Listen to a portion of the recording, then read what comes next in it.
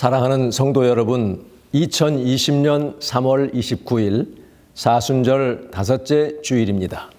오늘도 살아계신 하나님께 참된 영의 예배를 드릴 수 있도록 집중하시고 소리를 내어 찬송과 신앙 고백을 하시고 적극적으로 함께 예배를 드리시기를 바랍니다. 다 같이 마음을 모으고 묵상하시겠습니다.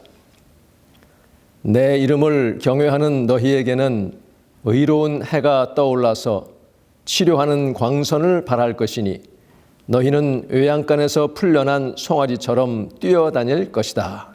아멘. 전능하신 하나님, 오늘 이 예배가 살아계신 하나님께 온전히 드려지도록 성령께서 각 심령에 기름을 부으시고 친히 임재하여 주시옵소서. 예수님의 이름으로 기도하옵나이다. 아멘. 다 같이 사도신경으로 신앙을 고백하겠습니다. 전능하사 천지를 만드신 하나님 아버지를 내가 믿사오며 그 외아들 우리 주 예수 그리스도를 믿사오니 이는 성령으로 잉태하사 동정녀 마리아에게 나시고 본디오 빌라도에게 고난을 받으사 십자가에 못 박혀 죽으시고 장사한 지 사흘 만에 죽은 자 가운데서 다시 살아나시며 하늘에 오르사 전능하신 하나님 우편에 앉아 계시다가 저리로서 사한 자와 죽은 자를 심판하러 오시리라. 성령을 믿사오며 거룩한 공회와 성도가 서로 교통하는 것과 죄를 사하여 주시는 것과 몸이 다시 사는 것과 영원히 사는 것을 믿사옵나이다. 아멘. 우리 찬송가 1장 만복의 근원 하나님 함께 부르겠습니다. 만복의 근원 하나님 온 백성 찬송 드리고 저 천사여 찬송하세 찬송 성부 성자 성령 아멘. 오늘의 본문은 로마서 14장 16절에서 19절입니다. 우리말 성경을 제가 봉독하겠습니다. 그러므로 여러분의 선한 것이 비방을 받지 않도록 하십시오. 하나님의 나라는 먹고 마시는 것이 아니라 성령 안에서 의와 평강과 기쁨입니다. 그리스도를 이렇게 섬기는 사람은 하나님을 기쁘시게 하고 사람에게도 인정을 받습니다. 그러므로 화평을 이루고 서로 세워주는 일에 힘씁시다. 아멘. 오늘 말씀의 제목은 전염병과 크리스찬의 사명입니다. 신종 코로나 바이러스 코비드-19과의 전쟁은 이제 장기전에 접어들었습니다. 이번 한 번으로 끝나지 않고 파도가 몰려오듯 잠잠해지는가 하면 또 몰려오기를 반복할 것으로 예상이 됩니다.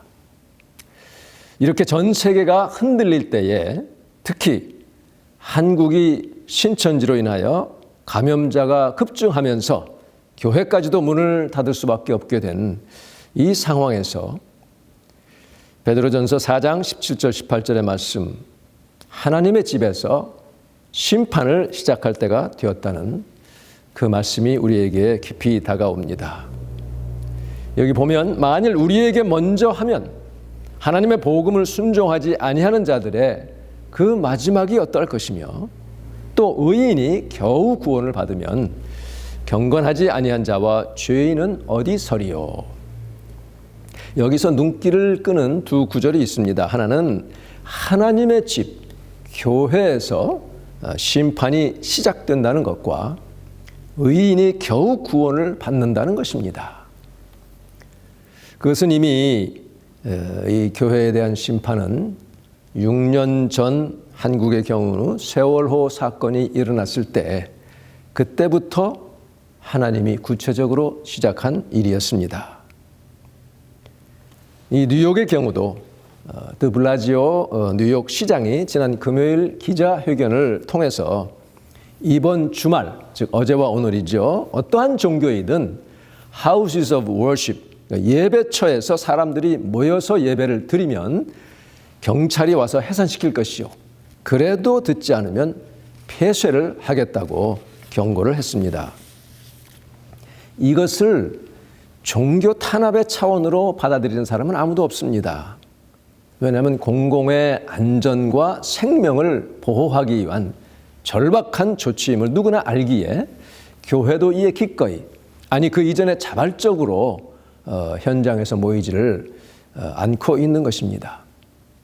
이후로 하나님은 아마 교회의 많은 것들을 정리하시고 변화를 가져오실 것입니다. 그런데 뉴스를 보니까 미국의 어느 카리스마틱한 교회가 여러 신도들을 밀착해서 모임 가운데 이렇게 집회를 하는 그런 장면이 보도가 됐고, 그리고 담임 목사가 아주 가까이서 이렇게 신도들에게 기도하는 그런 내용이 나왔습니다. 또 어떤 텔레비전 그 복음 전도자, 텔리벤젤리스트라고 그러죠. 그분은 손에 기름을 잔뜩 발라가지고 카메라를 향해서 손을 내밀면서 시청자들에게 바로 TV 화면에 손을 맞대고 기도하면 코로나 따위 범접하지 못한다. 이렇게 한 내용도 방영이 됐습니다. 이에 대해서 어떤 목사는 이것은 self-serving 하는 것, 아주 이기적인 그런 모습이다. 기독교는 serve others, 다른 사람을, 타인을 섬겨야지 이렇게 자기 잘 되겠다고, 자기 병에 안 걸리겠다고 여러 사람들을 위험에 빠뜨려서는 안 된다고 이렇게 코멘트를 했습니다. 그렇습니다. 우리가 물론 병이 났을 때 그 병을 낫기 위해 또 그 병을 예방하기 위해 기도해야 됩니다. 성경이 그렇게 말씀하고 있죠. 그러나 그것이 공공의 유익을 생각하지 않고 자기 그룹만, 자기네만 이렇게 보호받기를 원한다면 이것이 바로 무속신앙이에요. 샤머니즘인 것입니다. 여기서 우리는 교회가 왜 이 땅에 존재하는가 하는 것을 다시 한번 생각하지 않을 수 없습니다. 우리 그리스도인들이 할 수 있는 하나님을 향한 이 섬김은 예배로부터 시작된다. 예배가 가장 중요한 섬김 가운데 하나라는 것은 반론의 여지가 없어요. 우리가 선교를 하는 것도 예수님을 전혀 모르던 사람들이 하나님의 자녀가 되어서 그들도 예배자로 세우기 위한 것입니다. 그런데 그렇게 예배를 하는 것과 예수님께서 요한복음 4장에서 사마리아 지역의 그 수가성이라고 하는 그런 동네 우물가에서 한 여인에게 하신 말씀, 이것을 보면 장소에 집착해서는 안 된다는 것을 말씀하고 있어요. 이 산, 즉 너희 사마리아 사람들이 예배하는 그리심산도 아니고 유대인들이 예배하는 예루살렘도 아니고 예배하는 자는 영과 진리로 참된 영성으로 예배할 때가 왔다. 하나님은 그런 자를 찾고 계신다. 왜? 하나님은 영이시기 때문이다 하는 것입니다. 즉 예배드리는 장소가 중요하지만 그 장소에 집착하지 말라는 거예요. 그게 절대적인 것이 아니다 하는 것이죠. 더군다나 지금 같은 위기 상황에서 그동안 익숙하게 모였던 그 장소에 집착하는 것은 하나님이 지금 이루어 가신 어떤 변화를 읽지 못하는 것이요. 더구나 우리가 섬겨야 할 공동체에 폐해를 끼치는 일이 될 수 있다는 것을 우리가 알아야 됩니다. 왜 우리가 이 공동체를 섬깁니까? 왜 이 사회를 우리가 섬깁니까?